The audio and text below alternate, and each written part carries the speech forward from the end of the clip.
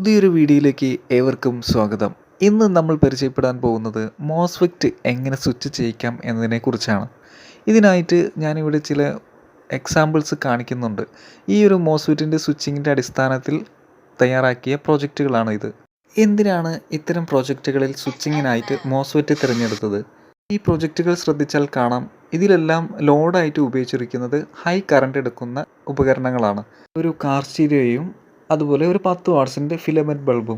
ഇതിൽ നിന്നും നമുക്ക് മനസ്സിലാക്കാം മോസ്ഫെറ്റുകൾക്ക് ഹൈ കറണ്ടിനെ സ്വിച്ച് ചെയ്യിപ്പിക്കാൻ കഴിവുണ്ടെന്ന്. ഇത് ഓരോ മോസ്ഫെറ്റിൻ്റെയും വാല്യൂവിനെ അടിസ്ഥാനപ്പെടുത്തിയിരിക്കും. രൂപത്തിലും പ്രവൃത്തിയിലുമൊക്കെ ഏകദേശം ട്രാൻസിസ്റ്ററിൻ്റെ പോലെ ഇരിക്കുമെങ്കിലും പക്ഷേ ഈ ഒരു ട്രാൻസിസ്റ്ററിൻ്റെ സ്വിച്ചിങ്ങിൽ ലഭിക്കുന്ന ഔട്ട്പുട്ടും ഒരു മോസ്ഫെറ്റിൻ്റെ സ്വിച്ചിങ്ങിൽ ലഭിക്കുന്ന ഔട്ട്പുട്ടും ഒരുപാട് മാറ്റമുണ്ട്. നമുക്കറിയാം, ട്രാൻസിസ്റ്ററുകൾ രണ്ട് ടൈപ്പിലാണുള്ളത്, എൻ പി എന്നും പി എൻ പിയും. അതുപോലെ തന്നെ മോസ്ഫെറ്റുകൾ രണ്ട് ടൈപ്പിലാണുള്ളത്, എൻ ചാനൽ മോസ്ഫെറ്റും പി ചാനൽ മോസ്ഫെറ്റും. മോസ്ഫെറ്റിൻ്റെ ലെഗുകൾ ഡ്രെയിന്, സോഴ്സ്, ഗേറ്റ് എന്നീ 3 പേരുകളിലാണ് അറിയപ്പെടുന്നത്. ആദ്യം നമുക്ക് ഒരു എൻ ചാനൽ മോസ്ഫെറ്റ് എങ്ങനെയാണ് സ്വിച്ച് ചെയ്യുന്നതെന്ന് മനസ്സിലാക്കാം. നമ്മൾ ഇത്തരം സ്വിച്ചിങ് സർക്യൂട്ടുകൾ നിർമ്മിക്കുമ്പോൾ ആദ്യം ശ്രദ്ധിക്കേണ്ടത് എന്തെന്ന് വെച്ചാൽ, നമ്മളുടെ കയ്യിലുള്ള ലോഡ് എന്താണ്. ഇപ്പോൾ നമ്മളുടെ കൈവശമുള്ളത് ഇതുപോലുള്ള ഒരു ബൾബാണ്. ഈ ഒരു ബൾബ് 10 വാട്ട്സാണ്. അത്യാവശ്യം കറണ്ട് എടുക്കുന്ന സാധനമാണ് ഈ ഒരു ബൾബ്. ഈ ഒരു ബൾബ് പ്രകാശിക്കാനുള്ള ഒരു പവർ സോഴ്സ് നമ്മളുടെ കൈവശം ഉണ്ടോ എന്ന് ഉറപ്പ് വരുത്തണം. അതായത് നമ്മുടെ കൈവശം ഇപ്പോൾ ഈ ബൾബ് പ്രവർത്തിപ്പിക്കാനായിട്ട് ഈ ഒരു 12 വോൾട്ടിൻ്റെ 7.2 AHൻ്റെ ബാറ്ററിയാണുള്ളത്. ഈ ഒരു ബാറ്ററി കൊണ്ട് ഈ ബൾബ് നല്ല രീതിയിൽ പ്രവർത്തിപ്പിക്കാൻ സാധിക്കുന്നതാണ്. അതുകൊണ്ട് നമുക്ക് ഈ ബാറ്ററി ഇതിന് യൂസ് ചെയ്യുന്നതിന് കുഴപ്പമൊന്നുമില്ല. അതുപോലെ മോസ്ഫെറ്റുകളുടെ കാര്യം പറയുകയാണെങ്കിൽ ഓരോ മോസ്ഫെറ്റുകൾക്കും വ്യത്യസ്ത കറണ്ട് റേറ്റിംഗ് ആയിരിക്കും ഉണ്ടാവുക. അതുകൊണ്ട് നമ്മളുടെ ഈ ഒരു ആപ്ലിക്കേഷനിൽ എത്ര കറണ്ടാണ് ലോഡ് ചെയ്യുന്നത് അതിന് അനുസരിച്ച് വേണം നമ്മളുടെ മോസ്ഫെറ്റ് ഏതാണെന്ന് സെലക്ട് ചെയ്യാൻ. മാത്രമല്ല, നമ്മളൊരു സർക്യൂട്ട് ഡിസൈൻ ചെയ്യുമ്പോൾ അതിൽ ഉപയോഗിച്ചിരിക്കുന്ന ലോഡ് എത്ര ആംപിയർ ആണോ എടുക്കുന്നത് അതിനേക്കാൾ കൂടുതലായിരിക്കണം നമ്മൾ എടുത്തിരിക്കുന്ന മോസ്ഫെറ്റിൻ്റെ ആംപിയർ റേറ്റ്. എങ്കിൽ മാത്രമേ ആ മോസ്ഫെറ്റ് കംപ്ലൈൻ്റ് ആകാണ്ട് കുറേ കാലം നിൽക്കാനും ചൂടാവാതിരിക്കാനും സഹായിക്കുകയുള്ളൂ. ഹെവി ലോഡാണ് നമ്മളുടെ ഈ മോസ്ഫെറ്റ് കൺട്രോൾ ചെയ്യുന്നതെങ്കിൽ അതിന് കൂടെ ഒരു ഹീറ്റ് സിങ്ക് കൂടി ഘടിപ്പിക്കുന്നത് നിർബന്ധമാണ്. അത് ചൂട് വലിച്ചെടുക്കാൻ സഹായിക്കും. ഇനി ഒരു എൻ ചാനൽ മോസ്ഫെറ്റ് എങ്ങനെയാണ് സർക്യൂട്ടുമായി കണക്ട് ചെയ്യേണ്ടത്, എങ്ങനെയാണ് അത് വർക്ക് ചെയ്യുന്നതെന്ന് നമുക്ക് നോക്കാം. ഒരു എൻ ചാനൽ മോസ്ഫെറ്റിൻ്റെ സോഴ്സിലേക്ക് ബാറ്ററിയുടെ നെഗറ്റീവുമായിട്ടാണ് ബന്ധിപ്പിക്കുക.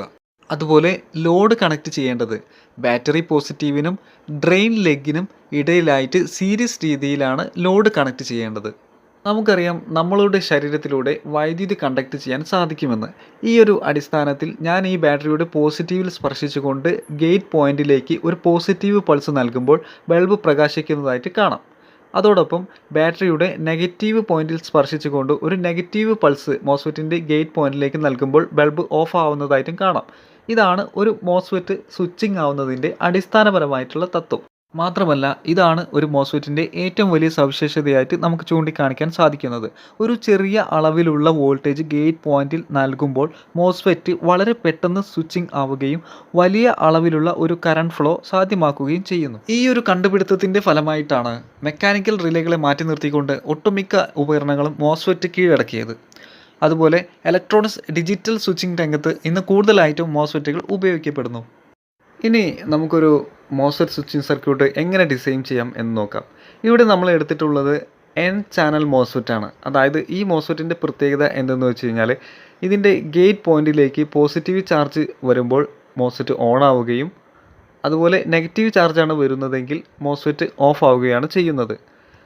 ഇത്തരം കണ്ടീഷനിൽ നമുക്കൊരു പ്രത്യേക വോൾട്ടേജ് നമുക്ക് കൊടുത്തുകൊണ്ട് ആ ഒരു മോസ്ഫെറ്റ് ഓൺ ആക്കുകയും അതുപോലെ ആ വോൾട്ടേജ് നഷ്ടപ്പെടുന്ന സമയത്ത് മോസ്ഫെറ്റ് ഓഫ് ആക്കുകയും ചെയ്യണം എന്നുണ്ടെങ്കിൽ ഒരു ഹൈ വാല്യൂ റെസിസ്റ്റർ ഉപയോഗിച്ചുകൊണ്ട് ബാറ്ററി നെഗറ്റീവും ഗേറ്റുമായിട്ട് ബന്ധിപ്പിക്കുക. ഇവിടെ ഞാൻ ഉപയോഗിച്ചിരിക്കുന്നത് ഒരു 100K റെസിസ്റ്ററാണ്. ഈ റെസിസ്റ്റർ ബാറ്ററിയുടെ നെഗറ്റീവും അതുപോലെ ഗേറ്റുമായി ബന്ധിപ്പിക്കുന്ന സമയത്ത് ഒരു നെഗറ്റീവ് ചാർജ് ഗേറ്റിലേക്ക് നൽകിക്കൊണ്ടിരിക്കും.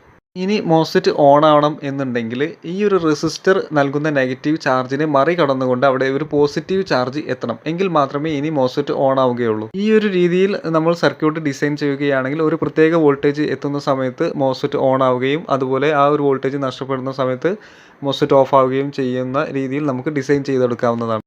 ഇനി നമുക്ക് പി ചാനൽ മോസ്ഫെറ്റ് എങ്ങനെയാണ് സ്വിച്ചിങ് ആവുന്നതെന്ന് നോക്കാം. എന്തിനാണ് പി ചാനൽ മോസ്ഫെറ്റുകൾ ഉപയോഗിക്കുന്നത്? നേരത്തെ നമ്മൾ എൻ ചാനൽ മോസ്ഫെറ്റിൻ്റെ ഗേറ്റ് ലെഗിലേക്ക് പോസിറ്റീവ് ചാർജ് നൽകിയപ്പോഴല്ലേ സ്വിച്ചിങ് ഓൺ ആയത്. എന്നാൽ പി ചാനൽ മോസ്ഫെറ്റിൽ ഈ ഒരു ഗേറ്റ് ലെഗിലേക്ക് നെഗറ്റീവ് ചാർജ് നൽകുമ്പോഴായിരിക്കും സ്വിച്ചിങ് ഓൺ ആവുക. ഇതാണ് ഇവ തമ്മിലുള്ള മാറ്റം. ഇതിനായി IRF 9630 എന്ന മോസ്ഫെറ്റാണ് തിരഞ്ഞെടുത്തിട്ടുള്ളത്. എൻ ചാനൽ മോസ്ഫെറ്റിൻ്റെ സോഴ്സ് നമ്മൾ ബാറ്ററിയുടെ നെഗറ്റീവുമായാണ് കണക്ട് ചെയ്തതെങ്കിൽ പി ചാനൽ മോസ്ഫെറ്റിൻ്റെ സോഴ്സ് ലെഗ് ബാറ്ററിയുടെ പോസിറ്റീവുമായാണ് ബന്ധിപ്പിക്കേണ്ടത്.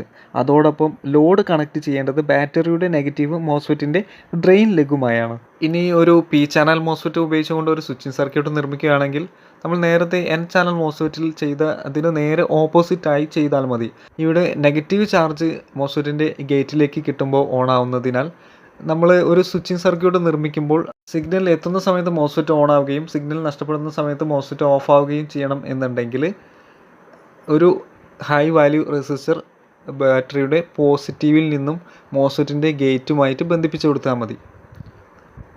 ആ ഒരു പോസിറ്റീവ് ചാർജ് ഈ ഒരു മോസ്ഫെറ്റിൻ്റെ ഗേറ്റിൽ എത്തിക്കഴിഞ്ഞാൽ അതിനേക്കാൾ കൂടുതൽ നെഗറ്റീവ് ചാർജ് ആ ഒരു ഗേറ്റ് പോയിന്റിൽ എത്തിയാൽ മാത്രമേ മോസ്ഫെറ്റ് സ്വിച്ചിങ് ഓൺ ആവുകയുള്ളൂ. അതായത് എൻ ചാനൽ മോസ്ഫെറ്റിൽ നമ്മൾ ചെയ്തതിന് നേരെ ഓപ്പോസിറ്റായി കാര്യങ്ങൾ ഇതിൽ ചെയ്താൽ മതിയെന്ന് മാത്രം. ഇനി ഒരു ട്രാൻസിസ്റ്റർ സ്വിച്ചിങ് സർക്യൂട്ടും ഒരു മോസ്ഫെറ്റ് സ്വിച്ചിങ് സർക്യൂട്ടും തമ്മിലുള്ള മാറ്റം എന്തെന്ന് വെച്ച് കഴിഞ്ഞാൽ, ഒരു മോസ്ഫെറ്റ് സ്വിച്ചിങ് സർക്യൂട്ട് ഓൺ ആവണം എന്നുണ്ടെങ്കിൽ അതിലേക്ക് വരുന്ന ഗേറ്റിലേക്ക് വരുന്ന വോൾട്ടേജിൻ്റെ അടിസ്ഥാനത്തിലാണ് ഈ മോസ്ഫെറ്റ് ഓൺ ആവുകയും ഓഫ് ആവുകയും ചെയ്യുന്നത്. കറണ്ട് വളരെ ചെറിയൊരു അളവിൽ കിട്ടിയാലും കുഴപ്പമില്ല, കറണ്ട് ഇതിനെ വലിയ രീതിയിൽ ബാധിക്കുന്നില്ല. ഇവിടെ വോൾട്ടേജിൻ്റെ അടിസ്ഥാനത്തിലാണ് ഈ ഒരു മോസ്ഫെറ്റ് സ്വിച്ചിങ് ഓൺ ആവുകയും ഓഫ് ആവുകയും ചെയ്യുന്നത്. എന്നാൽ ട്രാൻസിസ്റ്റർ അങ്ങനെയല്ല. ട്രാൻസിസ്റ്ററിൻ്റെ ബേസിലേക്ക് വരുന്ന കറണ്ട് ഫ്ലോയിൻ്റെ അടിസ്ഥാനത്തിൽ എമിറ്ററും കളക്ടറിലും തമ്മിലുള്ള ആ ഒരു കറണ്ട് ഫ്ലോയിൽ മാറ്റം വരും.